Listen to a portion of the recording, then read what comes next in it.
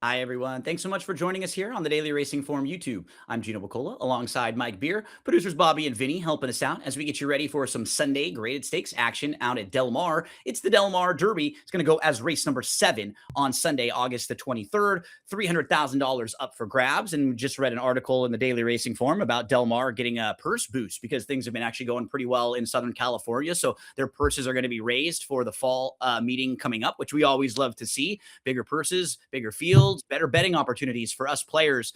But Mike, in this particular race, Hmm. everyone's going to need to step their game up if they want to compete with Proletariat, who was awesome in the Oceanside. He was so impressive, winning by 5+ lengths, the 96 Beyer speed figure, and he beat 5 of the rivals that he's going to face right back in this race. Yeah, exactly. I mean, I guess the theme of this whole race here is, if you're handicapping it and planning on betting it, is, do you think Proletariat's going to run that well back in this, as well as this race as he did in the Oceanside? Because if he runs that race back, he's probably going to win again.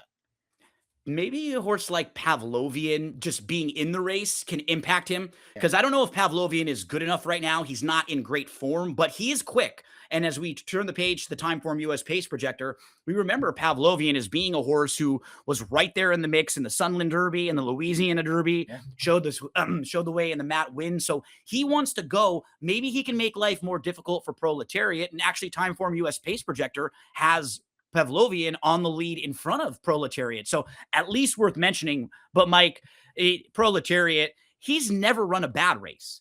Even the races earlier in his career where he was kind of finishing behind a little bit, look at some of the horses who beat him in his career debut. Desert Gate, who at that time was a really highly regarded Bob Baffert runner. And then when he stretched out and went long on the grass, he was behind Hey Nene and Plutarch.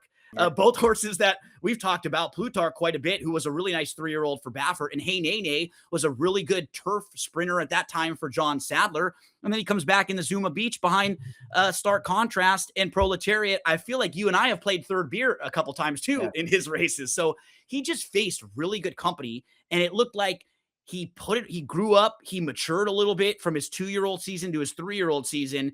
And now he's just a different animal. And he has this major pace advantage over so many horses in this field where you feel like he can either be on the lead Yeah. or maybe he just sits right behind Pavlovian if he wants to go.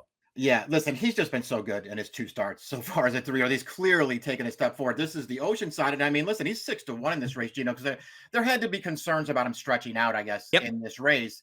And I tell you what, he made no bones about the fact that he can get at least a mile. I mean, he went right to the front in this race.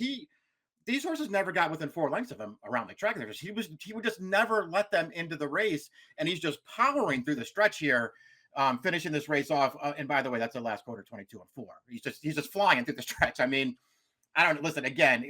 Who knows if he's going to run that race back? But if he does, he's probably going to win again. And I'm glad you brought up the pace part of this too. I mean, he did wire that field, but when he won 2 back, and he was very impressive when he won 2 starts back sprinting too.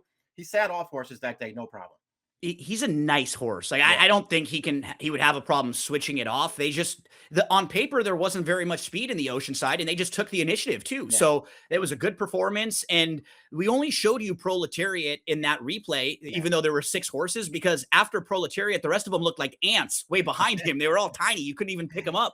As we get to Unrivaled Time, he's a Grade 3 winner. He's a horse who I've always thought is maybe a little bit better than like his overall speed figures would suggest, because he does have a nice late turn of foot, and he can absolutely win races like this. And he's a graded stakes winner.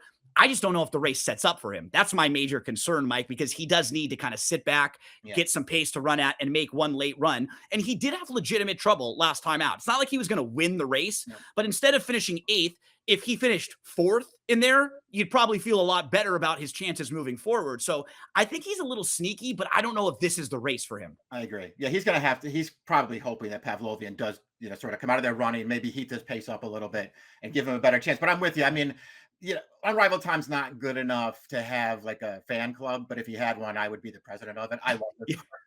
I've lost some money on him along the way. I'm ready. I readily admit that. But he's run some good races, man. And the last race I'm with you, he wasn't going to win. But everybody can go back and watch that replay, the full replay of it, and you can see that his rider would look like he was getting ready to start getting going around the final turn of that race from the back, and he got blind switched and ran up behind horses, checked, lost all of his momentum. He's last at the top of the stretch. His race was over at that point. He had no chance. Up next, it's the 3 Secured Freedom. He's a stakes winner.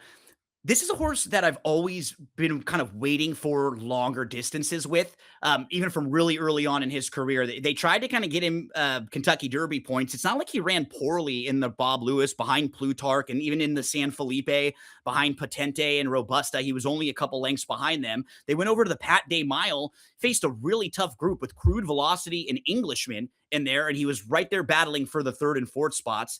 And then in the Affirmed, he got major class relief there, and it was nice to see him kind of put it all together against a softer group, because this is a horse who has talent and has run in spots, but I think for him, it's kind of like a mental thing, like putting it all together and being able to like know when his rider asks him, that's when he needs to respond, and that's when he needs to run. And maybe getting a mile and an eighth can help him here. I am intrigued with him getting more distance because he's kind of a grinder. That debut on the turf wasn't bad. He does look to me like one of the horses who would benefit if Proletariat and Pavlovian mix it up and heat up early. And Yeah. I don't think he's going to get bet that much. Like, I don't feel like in this race, if people are looking for alternatives to Proletariat, they might go in a few different directions. I'm not sure if he's the one that people will gravitate towards. And I think he's going to run well on Saturday. Yeah, maybe Or Sunday. you're right. Maybe some of these horses, maybe some of these bettors actually will go to horses outside of the Oceanside, not the ones that Proletariat just hammered, but maybe some of the other horses. That's a good point as far as the wager goes. I don't know about this horse. You know, I'll be honest. I don't know if I feel like he's better going longer or shorter. I don't know if I feel like he's going to be as good on turf as he is on dirt. I really don't know. I know that he's talented. I just don't know what his best game is. You know, ultimately, I just thought his Oceanside was okay. He was second best in there. I didn't think he ran great in there, but I think he ran fine. And I guess if he runs that race back and Proletariat comes back a little bit, the trips work out a little bit differently, maybe it makes it closer. Key for me with a horse like this is price. I mean, that's Yeah. always the key. But for really wanting to back a horse like this, got to be like close to double digits in this race for me, something in that range. We move to Tribalism, and he could be one of those new faces that you were talking about. We have a replay. We'll show it in a minute, I believe, because we have it for Melismatic, or we have it right here either way. So this is Tribalism. What happened earlier in the race, Mike, it's not like it was a bunch of trouble, but he was a little bit wider than he needed to be early in this race. And that may have cost him winning this race late, because he opens up about a 2-length advantage, but Melismatic is able to run him down late. And early in this race, he was almost ridden with a little too much confidence. Like, I think they just thought he was the best horse in the race if he could sit close and be a little bit out wide. And if he maybe secured a little more position, I think he could have won that race. And in a race like this that doesn't project to have that much early speed, if you told me this horse was sitting second or third and got a really nice trip, it wouldn't shock me. Yeah, he's one of the horses that I seriously considered taking against the likely favorite in here. I am kind of worried about what trip he's going to pull, Gino, because I do think I think he wants to be forward. And I don't want him to wind up having to chase Proletariat in there. I don't think that's a good trip for him, but I guess we'll see how it plays out. I liked his maiden win a lot. I think he was best last time, even though he finished second, and I think he's a major player in here. Bust out as a stakes winner. He was a little farther back than normal in the Oceanside when Proletariat just ran away from him early on. And if you look back, 2, 3, 4 starts back, Bust Out was able to sit much closer early in those races, only a couple lengths out of it. So I wonder if they try to get him just a little more involved in the race. It's not like he ran that poorly. He was 8 lengths off, and he made this early 3-wide move. He finished 4th in there. What do you think about Bust Out and his chances? Yeah, I think he could maybe get a better trip this time, not that far away, and improve a little. But I think he does have to improve, because now we've seen 4 turf races in a row from him. They're kind of all the same. Like, he hasn't really taken a step forward yet. But I'll readily admit, I liked the first 2 turf routes this year, April and May. I thought he ran really well in those races. He was only 5-1 in the Oceanside last time, too. He's a shorter price than Proletariat in that race. Pavlovian, multiple graded stakes placed on the dirt. He nearly won the Louisiana Derby when he finished in front of Golden Tempo, the horse who won the Kentucky Derby and the Belmont. And that race just looks so great on paper for him. Since the Louisiana Derby, though, you can make an excuse for the Kentucky Derby. A lot of horses don't fire in there.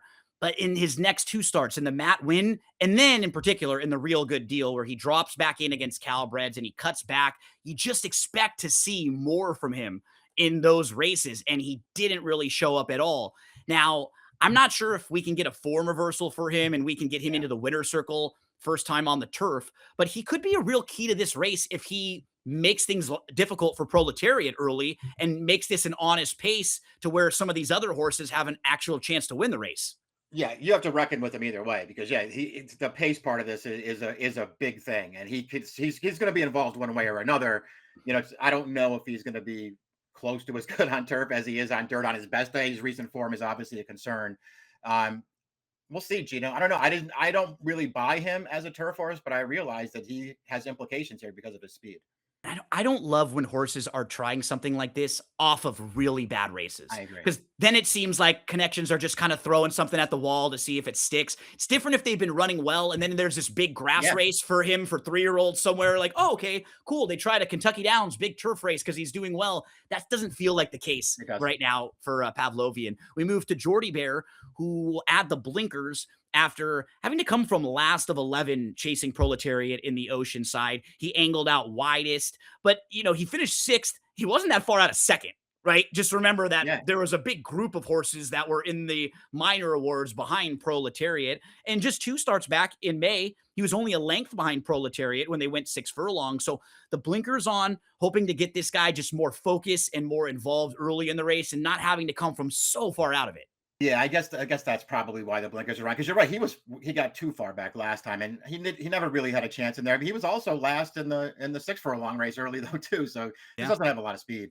And his 2 races over here, they're okay. He'll have to run better than that in this spot. Yeah, I agree. I kind of like some others if you're trying to, go against Proletariat. Melismatic, he's a new face. This could be a horse that people gravitate towards. We watched the replay of him running by Tribalism, and you look at his 3 starts in the US, they all make sense. Yep. But he was third in his US debut. Then the 2 races that they stretched him out, they were both wins. Seems like a pretty handy horse. And he's a horse who doesn't have to be way, way out of it. He can kind of sit mid pack or sit a little bit close. He has some versatility to him. Yep. I wouldn't have a problem of anyone thinking this was an interesting horse and not wanting to use a lot of those horses that were behind Proletariat. This just really looks like a solid alternative if you want to go in a different direction. I agree. I mean, it doesn't look that much different on paper than Tribalism does. No, Listen, we watched the replay of that last race. I personally wanted Tribalism out of that race, and I didn't want Melismatic, but I'm not going to take a big stand against this horse. He's really lightly raced. He's won 2 in a row. He gets great trips in his races,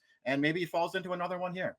Charlie's Kurlin rounds out the field. He was third in the cinema behind Bust Out, and that was back in May. Then in the Oceanside, he did have some legitimate trouble. He was inside. He got stopped badly. He Yeah. lost all momentum. He backed up, and he did try to come on again after that, which I like. Even after the trouble and getting stopped, he made another move back at it. So I'll give him that credit. I still want to see like a little bit more from him at this level. He's probably going to be a very big price in here. What do you think about Charlie's Curlin? Yeah, I kind of feel the same way about him you did. I mean, I noted the trouble that he had last time. Ultimately, I just don't think it mattered that much. I just don't think he was going to get anything in there. And his prior races to me were just okay. Yeah. He was defeated by Bust Out in the cinema 2 starts back, and I just thought Bust Out ran a lot better than this horse did in that race.